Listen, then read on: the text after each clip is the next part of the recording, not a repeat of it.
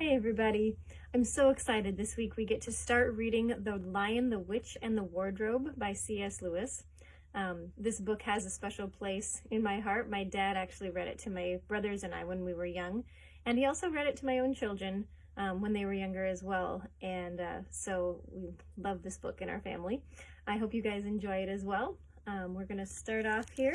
There are a very few amount of pictures here and there, so I'll turn the book around and show you those when they appear, but it's not on every page. So I'm going to be reading the book facing me and using my reading glasses, which I don't always have to use, but this time around I'm going to. The words are a little bit smaller than most books. So here we go.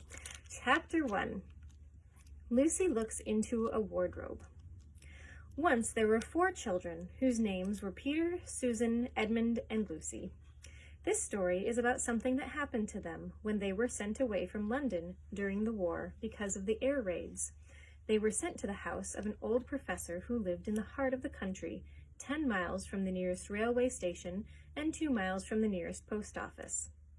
He had no wife, and he lived in a very large house with a housekeeper called Mrs. Macready and 3 servants. Their names were Ivy, Margaret, and Betty, but they do not come into the story much.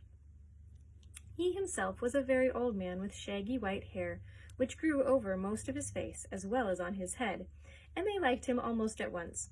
But on the first evening, when he came out to meet them at the front door, he was so odd-looking that Lucy, who was the youngest, was a little afraid of him, and Edmund, who was the next youngest, wanted to laugh and had to keep on pretending he was blowing his nose to hide it. As soon as they had said good night to the professor and gone upstairs on the first night, the boys came into the girls' room and they all talked it over. "We've fallen on our feet, and no mistake," said Peter. "This is going to be perfectly splendid. That old chap will let us do anything we like." "I think he's an old dear," said Susan. "Oh, come off it," said Edmund, who was tired and pretended not to be tired, which always made him bad-tempered. "Don't go on talking like that." "Like what?" said Susan. "And anyway, it's time you were in bed." "Trying to talk like mother," said Edmund, "and who are you to say when I'm to go to bed? Go to bed yourself." "Hadn't we all better go to bed?" said Lucy. "There's sure to be a row if we're heard talking here." "No, there won't," said Peter. "I tell you, this is the sort of house where no one's going to mind what we do. Anyway, they won't hear us. It's about 10 minutes' walk from here down to that dining room, and any amount of stairs and passages in between." "What's that noise?" said Lucy suddenly. It was a far larger house than she'd ever been in before, and the thought of all those old passages and rows of doors leading to empty rooms was beginning to make her feel a little creepy. "It's only a bird, silly," said Edmund. "It's an owl," said Peter. "This is going to be a wonderful place for birds. I shall go to bed now. I say, let's go and explore tomorrow. You might find anything in a place like this. Did you see those mountains as we came along? And the woods? There might be eagles. There might be stags. There'll be hawks." "Badgers," said Lucy. "Foxes," said Edmund. "And rabbits," said Susan. But when next morning came, there was a steady rain falling so thick that when you looked out the window, you could see neither the mountains nor the woods, nor even the stream in the garden. "Of course, it would be raining," said Edmund. They had just finished their breakfast with the professor and were upstairs in the room that he had set apart for them, a long, low room with 2 windows looking in one direction and 2 in another. "Do stop grumbling, Ed," said Susan. 10 to 1 it'll clear up in an hour or so, and in the meantime, we're pretty well off. There's a wireless and lots of books." "Not for me," said Peter. "I'm going to explore the house." Everyone agreed to this, and that was how the adventures began. It was the sort of house that you never seemed to come to an end of, and it was full of unexpected places. The first few doors they tried led only to spare bedrooms, as everyone had expected that they would. But soon they came to a very long room full of pictures, and there they found a suit of armor. After that was a room all hung with green, with a harp in one corner. And then came 3 steps down and 5 steps up, and then a little kind of upstairs hall and a door that led out onto a balcony, and then a whole series of rooms that led into each other and were lined with books. Most of them were very old books, some bigger than a Bible in a church. And shortly after that, they looked into a room that was quite empty, except for one big wardrobe. the sort that has a looking-glass in the door. There was nothing else in the room at all, except a dead blue bottle on the windowsill. "Nothing there," said Peter, and they all trooped out again. All except Lucy. She stayed behind because she thought it would be worthwhile trying the door of the wardrobe, even though she felt almost sure that it would be locked. To her surprise, it opened quite easily, and 2 mothballs dropped out. Looking inside, she saw several coats hanging up, mostly long fur coats. There was nothing Lucy liked so much as the smell and feel of fur. She immediately stepped into the wardrobe and got in among the coats, and rubbed her face against them, leaving the door open, of course, because she knew that it's very foolish to shut oneself into any wardrobe. Soon she went further in and found that there was a second row of coats hanging up behind the first one. It was almost quite dark in there, and she kept her arms stretched out in front of her so as not to bump her face into the back of the wardrobe. She took another step in, then 2 or 3 steps, always expecting to feel woodwork against the tips of her fingers, but she could not feel it. Here's a picture of the room with the wardrobe.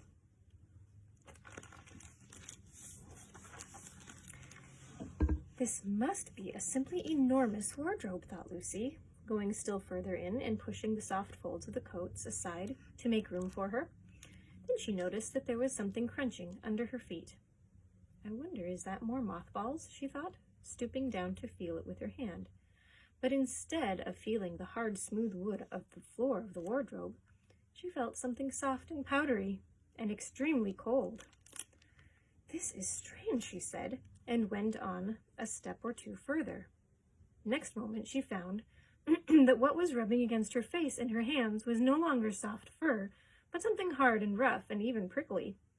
"Why, it is just like branches of trees," exclaimed Lucy, and then she saw that there was a light ahead of her, not a few inches away where the back of the wardrobe ought to have been, but a long way off. Something cold and soft was falling on her. A moment later she found that she was standing in the middle of a wood at night time with snow under her feet and snowflakes falling through the air. Lucy felt a little frightened, but she felt very inquisitive and excited as well. She looked back over her shoulder, and there, between the dark tree trunks, she could still see the open doorway of the wardrobe, and even catch a glimpse of the empty room from which she had set out. She had, of course, left the door open, for she knew that it's very silly to shut oneself into a wardrobe, as she mentioned before. It seemed to be still daylight there. "I can always get back if anything goes wrong," thought Lucy. She began to walk forward, crunch, crunch, over the snow, and through the wood toward the other light. In about 10 minutes she reached it, and found that it was a lamp post. As she stood looking at it, wondering why there was a lamp post in the middle of a wood, and wondering what to do next, she heard a pitter-patter of feet coming toward her. And soon after that, a very strange person stepped out from among the trees into the light of the lamp post. Here's a picture of the lamp post. Okay. He was only a little taller than Lucy herself, and he carried over his head an umbrella, white with snow. From the waist upward, he was like a man, but his legs were shaped like a goat's. The hair of them was glossy black, and instead of feet, he had goat's hooves. He also had a tail, but Lucy did not notice this at first because it was neatly caught up over the arm that held the umbrella, so as to keep it from trailing in the snow. He had a red woolen muffler around his neck, and his skin was rather reddish too. He had a strange but pleasant little face, with a short pointed beard and curly hair, and out of the hair there stuck 2 horns, one on each side of his forehead. One of his hands, as I have said, held the umbrella. In the other arm he carried several brown paper parcels. What with the parcels and the snow, it looked just as if he had been doing his Christmas shopping. He was a fawn, and when he saw Lucy, he gave such a start of surprise that he dropped all of his parcels.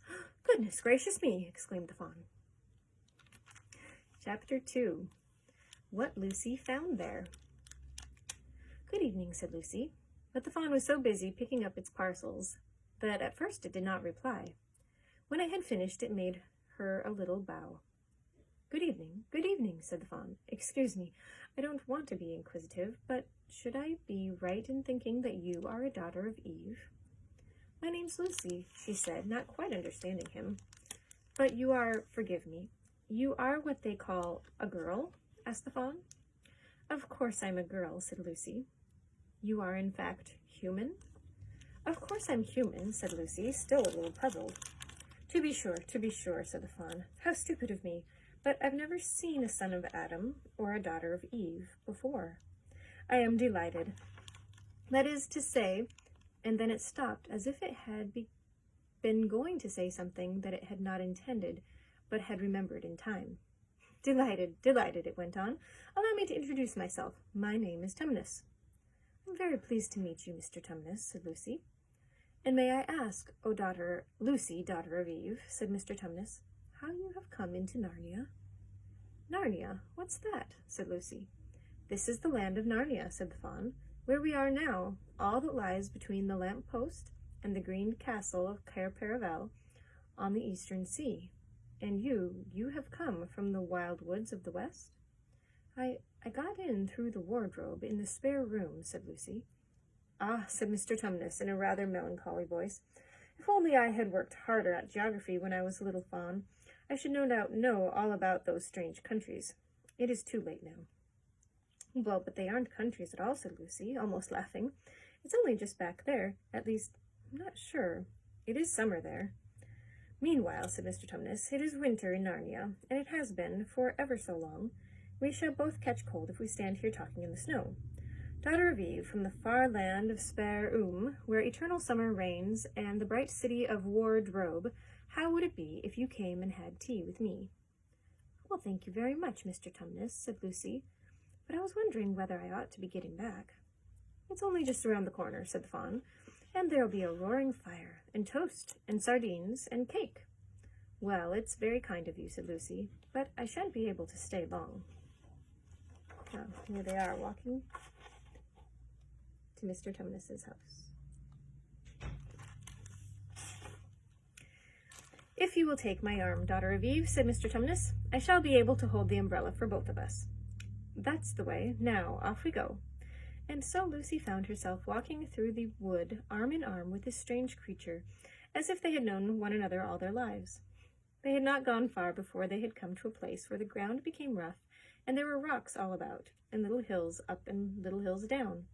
At the bottom of one small valley, Mr. Tumnus turned suddenly aside, as if he were going to walk straight into an unusually large rock. But at the last moment, Lucy found he was leading her into the entrance of a cave.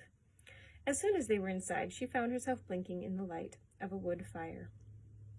Then Mr. Tumnus stooped and took a flaming piece of wood out of the fire with a neat little pair of tongs and lit a lamp. "Now we shan't be long," he said, and immediately put a kettle on. Lucy thought that she had never seen a nicer place. It was a little, dry, clean cave of reddish stone, with a carpet on the floor and two little chairs, "one for me and one for a friend," Mr. Tumnus said, and a table and a dresser with a mantelpiece over the fire, and above that a picture of an old fawn with a gray beard. In one corner there was a door which Lucy thought must lead to Mr. Tumnus's bedroom, and on one wall was a shelf full of books. Lucy looked at these while he was setting out the tea things. They had titles like The Life and Letters of Silenus, or Nymphs and Their Ways, or Men, Monks, and Gamekeepers, a Study in Popular Legend, or Is Man a Myth? "Now, daughter of Eve," said the Fawn, and it really was a wonderful tea.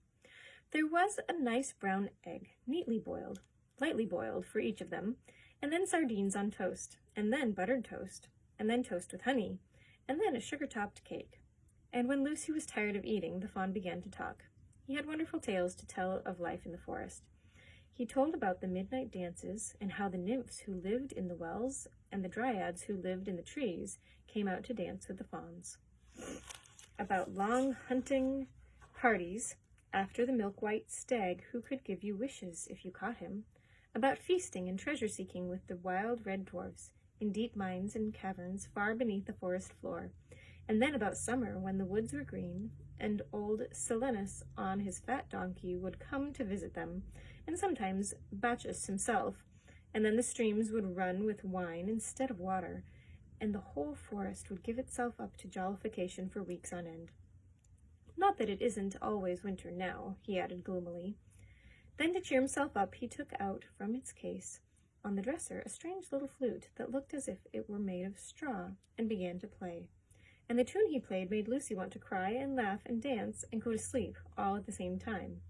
It must have been hours later, when she shook herself and said, "Oh, Mr. Tumnus, I'm so sorry to stop you, and I do love that tune, but really, I must go home. I only meant to stay for a few minutes." "It's no good now, you know," said the fawn, laying down its flute and shaking its head at her very sorrowfully. "No good," said Lucy, jumping up and feeling rather frightened. "What do you mean? I've got to go home at once. The others will be wondering what's happened to me." But a moment later she said, "Mr. Tumnus, whatever is the matter?" For the fawn's brown eyes had filled with tears, and then the tears began trickling down its cheeks, and soon they were running off the end of its nose. And at last it covered its face with its hands and began to howl. "Mr. Tumnus, Mr. Tumnus," said Lucy in great distress. Don't, whatever is the matter? Aren't you well? Dear Mr. Tumnus, do tell me what is wrong." But the fawn continued sobbing as if its heart would break, and even when Lucy went over and put her arms around him and lent him her handkerchief, he did not stop. He merely took the handkerchief and kept on using it, wringing it out with both hands whenever it got too wet to be used any more, so that presently Lucy was standing in a damp patch. Oh, here's Mr. Tumnus, sobbing in his chair.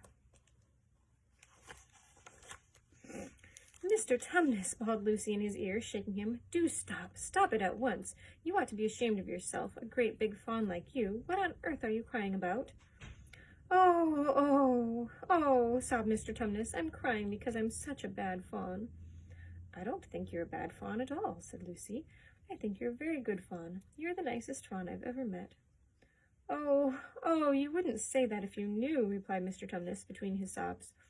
"No, I'm a bad fawn. I don't suppose there ever was a worse fawn since the beginning of the world." "But what have you done?" asked Lucy. "My old father, now," said Mr. Tumnus, "that's his picture over the mantelpiece. He would never have done a thing like this." "A thing like what?" said Lucy. "Like what I've done," said the fawn. "Taken service under the White Witch. That's what I am. I'm in the pay of the White Witch." "The White Witch? Who is she?" "Why, it is she that has got all Narnia under her thumb. It's she that makes it always winter, and never Christmas. Think of that." "How awful," said Lucy. "But what does she pay you for?" "That's the worst of it," said Mr. Tumnus with a deep groan. "I'm a kidnapper for her, that's what I am. Look at me, daughter of Eve. Would you believe that I'm the sort of fawn to meet a poor innocent child in the wood, one that had never done me any harm, and pretend to be friendly with it, and invite it home to my cave, all for the sake of lulling it to sleep, and then handing it over to the White Witch?" "No," said Lucy, "I'm sure you wouldn't do anything of the sort." "But I have," said the fawn. "Well," said Lucy, rather slowly, for she wanted to be truthful and yet not to be too hard on him. "Well, that was pretty bad, but you're so sorry for it that I'm sure you will never do it again." "Daughter of Eve, don't you understand?" said the fawn. "It isn't something I have done. I'm doing it now, this very moment." "What do you mean?" cried Lucy, turning very white. "You are the child," said Tumnus. "I had orders from the White Witch that if I ever saw a son of Adam or a daughter of Eve in the wood, I was to catch them and hand them over to her, and you are the first that I have ever met. I've pretended to be your friend and asked you to tea, and all the time I've been meaning to wait until you were asleep and then go and tell her." "Oh, but you won't, Mr. Tumnus," said Lucy. "You won't, will you? Indeed, you really mustn't." "And if I don't," said he, beginning to cry again, "she's sure to find out, and she'll have my tail cut off, and my horns sawn off, and my beard plucked out. She'll wave her wand over my beautiful cloven hoofs, and turn them into horrid solid hoofs like a wretched horse's. And if she is extra specially angry, she'll turn me into stone, and I shall be only a statue of a fawn in her horrible house until the 4 thrones at Cair Paravel are filled. And goodness knows when that will happen, or whether it will ever happen at all." "I'm very sorry, Mr. Tumnus, Mr. Tumnus, said Lucy, but please let me go home. Of course I will, said the Fawn. Of course, I've got to. I see that now. I hadn't known what humans were like before I met you. Of course, I can't give you up to the White Witch. Not now that I know you. But we must be off at once. I'll see you to the lamppost. I suppose you can find your own way from there back to Spare and Wardrobe. I'm sure I can, said Lucy. Well, we must go as quietly as we can, said Mr. Tumnus. The whole wood is full of her spies. Even some of the trees are on her side. They both got up and left the tea things on the table. Mr. Tumnus once more put up his umbrella and gave Lucy his arm. Here they are walking toward the lamppost. And they went out into the snow. The journey was not at all like the journey to the Fawn's cave. They stole along as quickly as they could without speaking a word, and Mr. Tumnus kept to the darkest places. Lucy was relieved when they reached the lamppost again. Do you know your way from here, daughter of Eve? Said Tumnus. Lucy looked very hard between the trees and could just see in the distance a patch of light that looked like daylight. Yes, she said, I can see the wardrobe door. Then be off home as quick as you can, said the Fawn, and can you ever forgive me for what I meant to do to you? Why, of course I can, said Lucy, shaking him heartily by the hand, and I do hope that you won't get into dreadful trouble on my account. Farewell, daughter of Eve, said he. Perhaps I may keep the handkerchief? Rather, said Lucy, and then ran toward the far-off patch of daylight as quickly as her legs would carry her. And presently, instead of rough branches brushing past her, she felt coats, and instead of crunching snow under her feet, she felt wooden boards. And all at once she found herself jumping out of the wardrobe into the same empty room from which the whole adventure had started. She shut the wardrobe door tightly behind her and looked around, panting for breath. It was still raining, and she could hear the voices of the others in the passage. I'm here, she shouted. I'm here. I've come back. I'm all right. And that is the end of chapter 2. We'll start next time with chapter 3. You guys have a great night.